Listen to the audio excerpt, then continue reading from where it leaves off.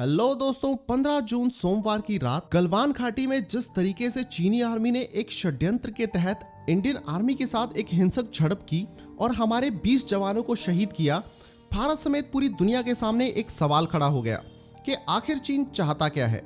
क्या चाइना भारत के साथ एक जंग चाहता है? दोस्तों, मैं समझता हूं कि चाइना एक डरपोक देश तो जरूर है, पर बेवकूफ तो कतई नहीं है।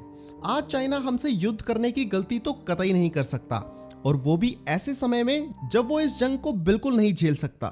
शायद आप चौंक गए होंगे और ये सोच रहे होंगे कि जो चाइना आज एक इतनी बड़ी सुपर पावर बन चुका है कि अमेरिका को भी आंख दिखाने से गुरेज नहीं करता, वो भला हमसे युद्ध क्यों नहीं कर सकता। तो चलिए जानते हैं आज की इस वीडियो में। Military deployment. दोस्तों, किसी भी देश का जंग जीतना या हारना इस बात पर निर्भर करता है कि कितनी जल्दी वो अपने सोल्जर्स को या अपनी सारी फोर्सेस को दूसरे देश के खिलाफ बॉर्डर पर डिप्लॉय कर सकता है। और ऐसा करना चाइना के लिए आज सबसे ज्यादा मुश्किल है, क्योंकि आज चाइना की सारी फोर्सेस कई देशों के खिलाफ अनेक बॉर्डर्स पर डिप्लॉय की जा चुकी हैं। चाइना के फाइटर जेट्स आज ताइवान के एयर स्पेस में गश्त लगा रहे हैं, जिसे चाइना तिब्बत की तरह ही हथियाना चाहता है। उसकी नेवी और उसके जंगी जहाज आज साउथ चाइना सी में अपने अस्तित्व को बचाने के लिए लगातार जद्दोजहद कर रहे हैं। आज साउथ चाइना सी में चाइना अकेले 6 देशों के साथ सीमा विवाद के चलते आर्टिफिशियल आइलैंड्स बनाकर सैन्य अभ्यास में व्यस्त है। वो देश है Vietnam, Malaysia, Philippine, Indonesia, Taiwan और ब्रूनी। इसके अलावा जापान को हम कैसे भूल सकते हैं, जिसके साथ चाइना का समुद्री सीमा विवाद बहुत पुराना है। अभी हाल ही में ईस्ट चाइना सी में जापान के समुद्र में चीनी शिप्स के जाने से दोनों देशों में तलखी बहुत बढ़ गई थी। तो अकेले समुद्र में ही चाइना 7 देशों के खिलाफ जंग की तैयारी कर रहा है। इसके अलावा हांगकांग, जहां लगातार चीनी सरकार के खिलाफ विरोध प्रदर्शन हो रहे हैं, लगातार वहां के स्थानीय लोग चाइना से आजादी और डेमोक्रेसी की मांग कर रहे हैं। हांगकांग में जिस तरह से चीनी सेना अत्याचार कर रही है, पूरी दुनिया ने इसका विरोध किया है। इन सब देशों के साथ संघर्ष के चलते चाइना इंडिया जैसे बड़े और शक्तिशाली देश से भिड़ने की बेवकूफी शायद ही करे। चाइना के घरेलू मसले।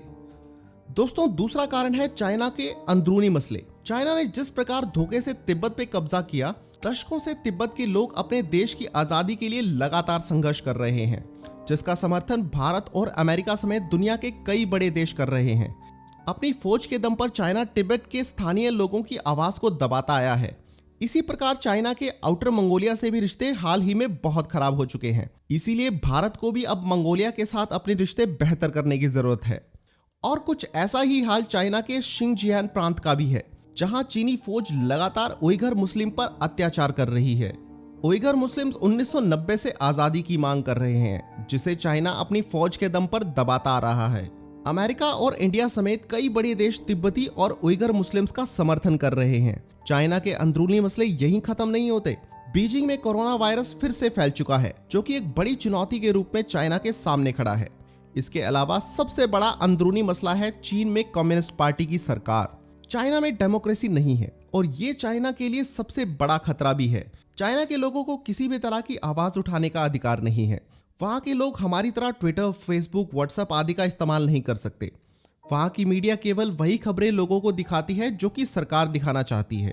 चाइना को हमेशा ये डर बना रहता है कि कहीं उसकी जनता में सरकार के खिलाफ आक्रोश ना फैल जाए और वो बगावत ना कर दे। इसलिए 15 जून की हिंसक झड़प में मरने वाले चीनी सैनिकों का ब्यौरा वहाँ की सरकार ने अभी तक नहीं दिया है और ना ही देगी। अब बात करते हैं चाइना की लगातार गिरती इकोनॉमी की, जो कि 6.9% गिरकर $2.91 ट्रिलियन रह गई है। कोरोना वायरस के चलते चाइना की रेपुटेशन दुनिया के सामने बहुत खराब हुई है। कई विदेशी कंपनियां चाइना से अपना कारोबार समेटकर भारत आने की तैयारी में हैं। लोग वहां बेरोजगार हो रहे हैं, जिसके चलते एक बड़ा आर्थिक संकट वहां खड़ा हो गया है। जंग लड़ने के लिए फंड्स की भी जरूरत होती है। इन सारे हालातों के चलते चीन भारत जैसे बड़े और शक्तिशाली देश से टकराने की गलती नहीं कर सकता। न सिर्फ चाइना की इकोनॉमी लगातार गिर रही है, बल्कि यूएस और ऑस्ट्रेलिया जैसे देशों ने तो चाइना के खिलाफ ट्रेड वॉर छेड़ दिया है। कई तरह के सैंक्शंस और बैन अमेरिका चाइना पर लगा चुका है, और कई अभी लगाने बाकी हैं, जिससे चाइना को अरबों डॉलर का नुकसान हुआ है। अब बात करते हैं कि अगर युद्ध होता है तो चाइना के साथ खड़ा कौन है?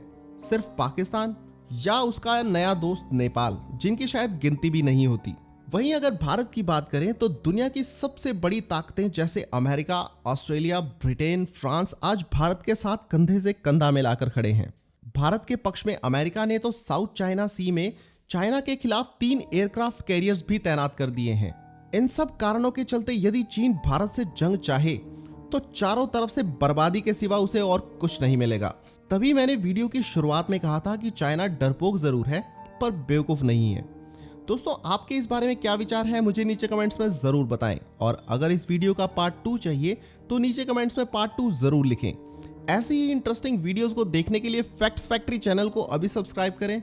मिलते हैं दोस्तों अगली वीडियो में। ये वीडियो देखने के लिए आपका बहुत बहुत धन्यवाद।